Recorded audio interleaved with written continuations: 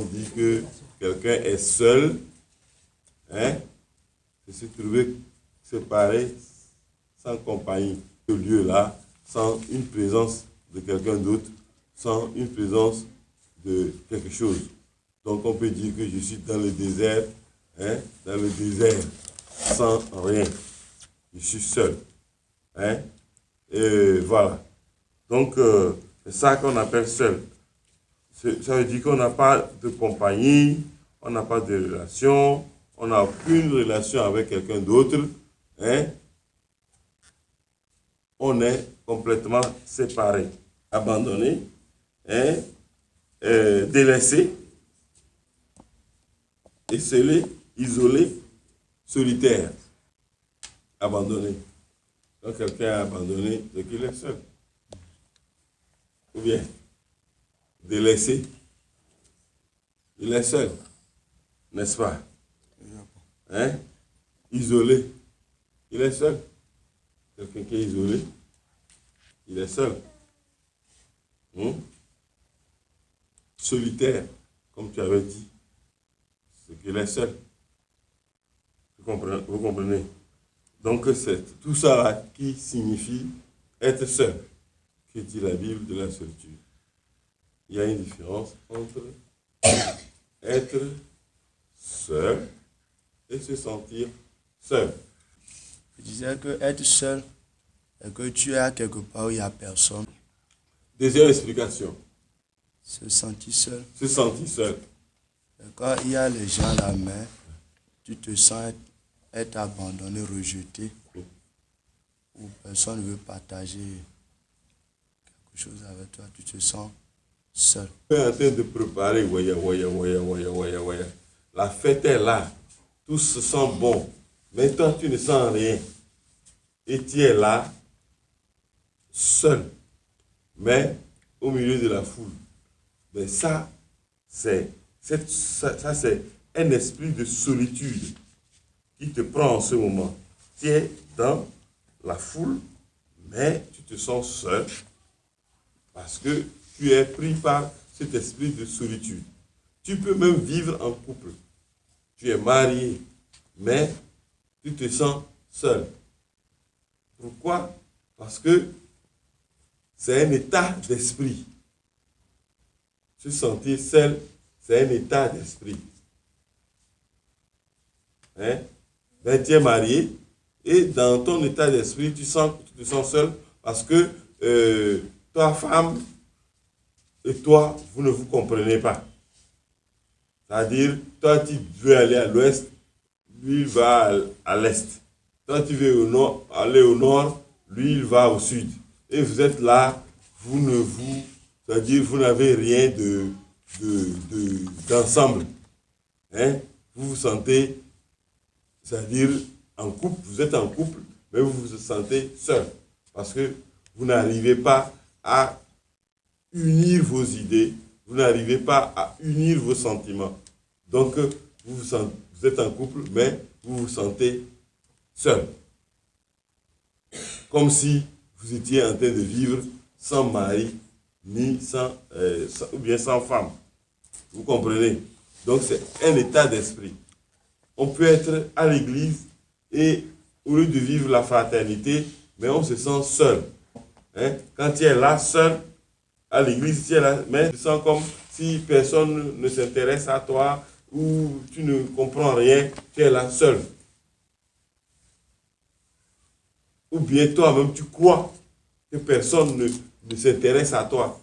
Or, les gens s'intéressent à toi, mais toi-même, dans ta tête, tu crois que personne ne s'intéresse à toi. Donc, c'est un état d'esprit. Donc, cet état d'esprit fait que tu te sens comme tu es seul. Et ça relève des émotions. Tout ça là, ça vient des émotions. Hein? Ça vient des émotions, ça vient des sentiments. Hein? Et ces émotions et ces sentiments font que tu te sens être abandonné ou séparé des autres. Et souvent, quand ça se passe comme ça, l'homme souffre beaucoup. Et on peut même commencer à vivre une solitude qui peut nous amener même dans une sorte d'isolation, d'abandon très, très, très poignant et qui nous amène même vers une maladie qu'on peut appeler la déprime. Ça peut nous amener vers une maladie qu'on peut appeler la déprime. Est-ce que quelqu'un comprend ce qu'on explique? Hein? Donc, être seul pour quelque chose, c'est différent de se sentir seul. Parce que se sentir seul et vivre la solitude, souvent, c'est très mauvais. Jésus même a senti ça. Il a senti l'abandon complètement à la croix. Il a senti l'abandon. Et c'était très lourd pour lui. Qu'il a eu à crier. Hein? Nous allons lire ça. Hein? Dans Matthieu 27, verset 46. Ouais. Et vers la 9e heure, Vers la 9e heure, Jésus s'écria d'une voix forte. Jésus s'écria d'une voix forte. Élie, Élie, lama sabachthani. Élie, Élie, lama sabachthani. C'est-à-dire, mon Dieu, mon Dieu, mon Dieu, mon Dieu, pourquoi m'as-tu abandonné? Pourquoi m'as-tu abandonné? Hein? Donc Jésus se sentait abandonné. Abandonné de son Père, qui est le Dieu. Parce que la souffrance était trop. La douleur était trop. Mais il ne voyait même personne qui est là pour le consoler. Il était complètement, il se sentait abandonné. Malgré qu'il y avait des gens autour, sa mère était loin, elle le regardait. Ses disciples étaient loin, elle le regardait. Mais il se sentait complètement abandonné, complètement abandonné, complètement abandonné. Donc, ce sentiment de solitude vraiment peut t'amener à crier. À crier. Ça peut t'amener à crier. Mais certaines personnes, ça peut les amener à crier et à pleurer, mais à pleurer dans le vide. Certaines personnes, ça peut les amener à crier, à pleurer dans le vide.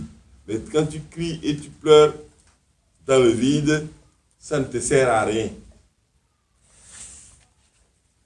Ces pleurs et ces larmes sont des semences stériles. Ces pleurs et ces larmes sont des semences stériles. Mais, par contre, quand tu pleures, ces émotions-là qui te font pleurer parce que tu te sens abandonné, si tu pleures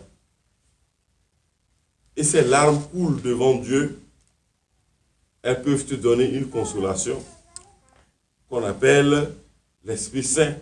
L'Esprit Saint va venir et il va te consoler puisque Dieu dit, je vous enverrai un consolateur dans Jean 14.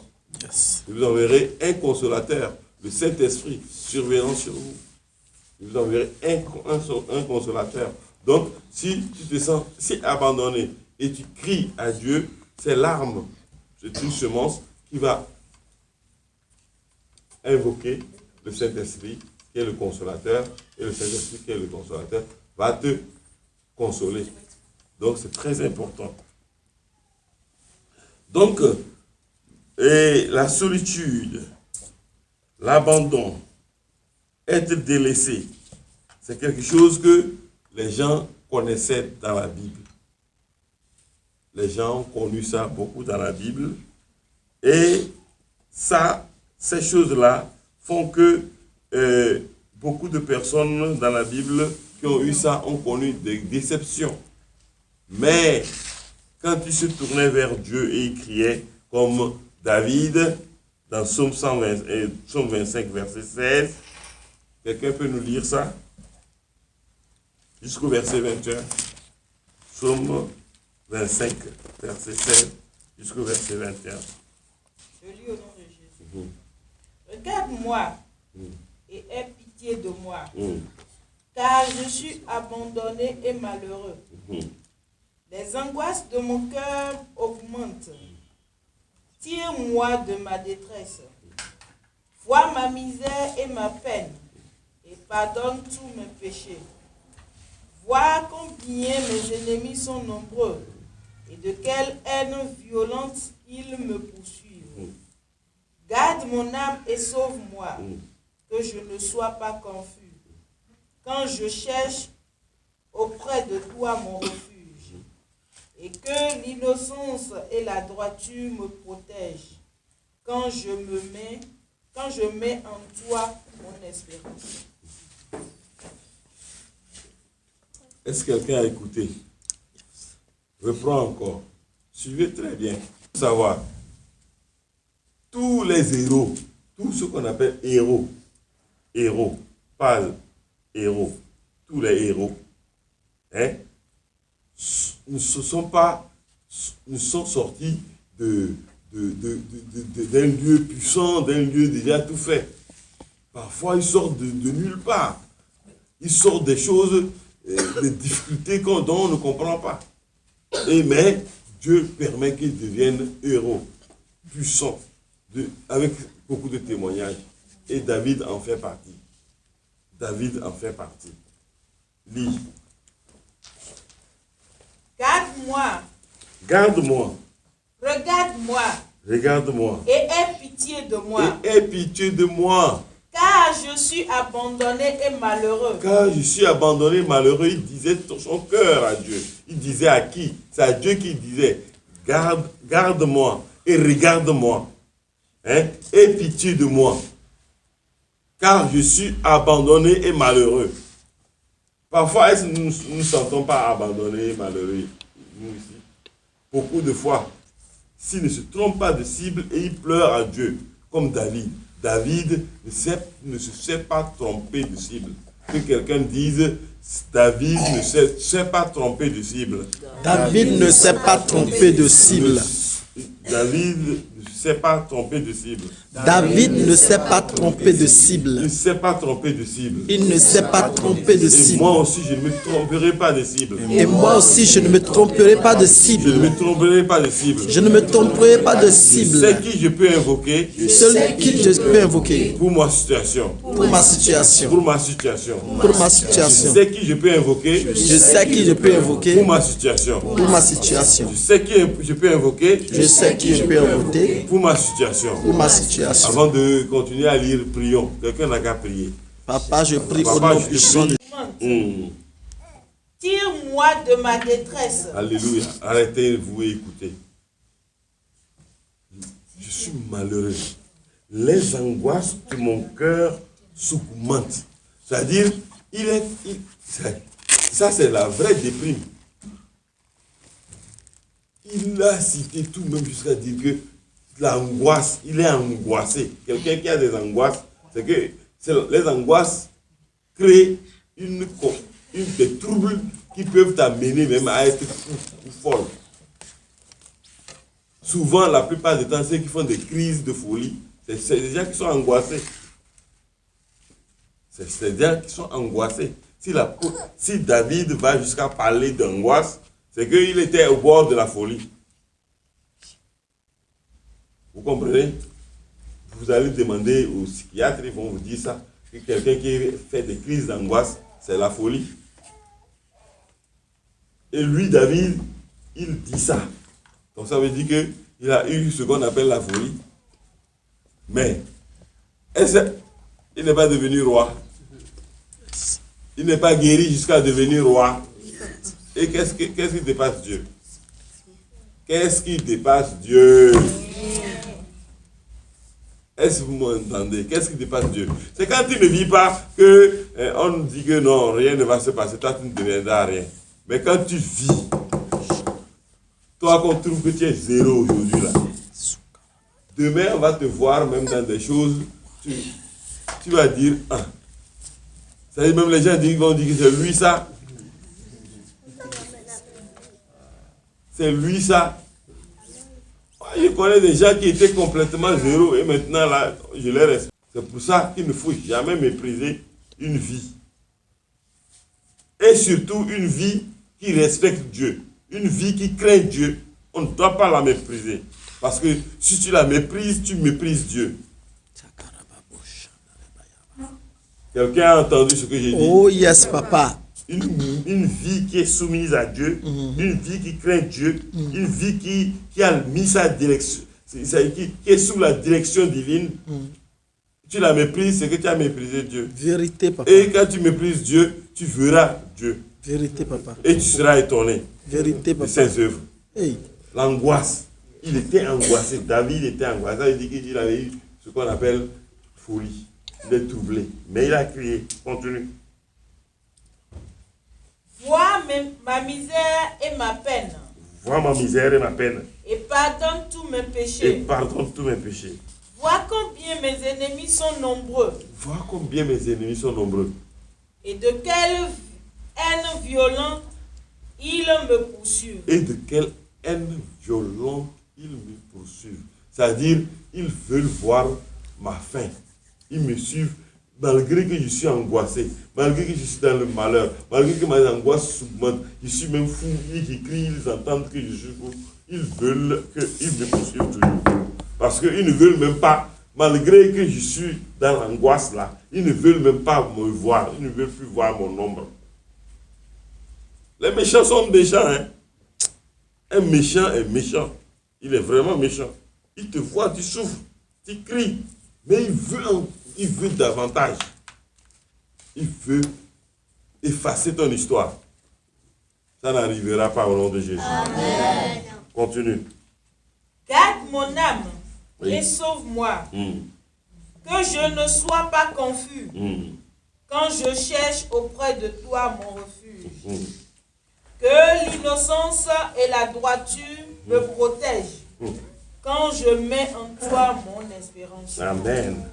Amen. C'est tout. C'est-à-dire quand tu te sens seul comme ça, seul négativement, là, quand tu te sens seul négativement, le seul recours que tu peux faire, c'est de venir vers Dieu. Comprenez? Donc, je vous ai expliqué le mot seul d'une façon négative. Et je veux venir, à partir de la prochaine fois, nous allons venir sur le mot seul, maintenant, avec Dieu, comme le thème nous l'a dit. Hein? Cette fois-ci, nous avons dit seul, le mot seul, qui crée des sentiments d'angoisse, qui crée des sentiments d'abandon, qui crée des sentiments d'être délaissé. Hein? Mon père m'a laissé, ma femme m'a laissé, mon ami m'a laissé, mes amis m'ont abandonné, et je suis là, mais ils m'ont complètement laissé. Et parfois les hommes partent, ils laissent les femmes avec leurs enfants seuls, et ils s'en soucient même pas. C'est un abandon. Et parfois les femmes aussi partent et laissent leur mari avec leurs enfants. C'est vice-versa. Hein? Nous avons connu de ça, on a connu ça. Même j'étais parti en Europe, j'ai certains amis qui, j'ai constaté ça, j'ai compris ça. Hein? C'est vice-versa. C'est vice-versa. Donc l'abandon, comme ça crée des problèmes, des sentiments d'angoisse, de malheur, de déception. Mais quand tu veux verser les larmes, verse-les pour Dieu. Ne verse pas ça en s'apitoyant sur soi-même. Oh, c'est moi ça, c'est moi ça, hein? C'est moi ça, Bétier. C'est pas toi qui t'es fabriqué. Dieu peut faire quelque chose.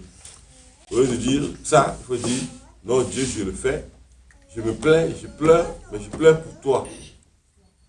Mes larmes qui coulent, c'est des larmes semées qui vont porter des fruits de joie plus tard. Et plus tard, je vais dire, j'ai eu une période, j'ai eu une saison difficile, une saison dure, mais maintenant, ma saison de récolter la joie et des témoignages est arrivée. Maintenant, ma saison de témoigner, ma saison de rendre grâce, de faire des actions de grâce est arrivée. Amen.